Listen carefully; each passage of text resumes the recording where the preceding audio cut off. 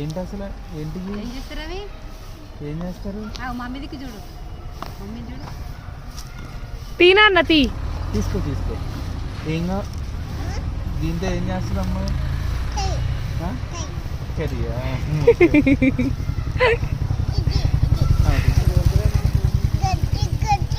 గట్టి గట్టిగా నీకు గట్టి తెలుసు, మెత్తడి తెలుసా?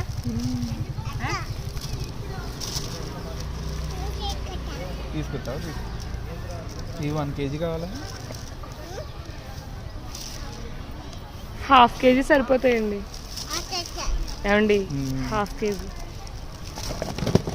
అయ్యో వేసుకో అన్ని దానిలో వేసే డబ్బాలు వేసేయండి.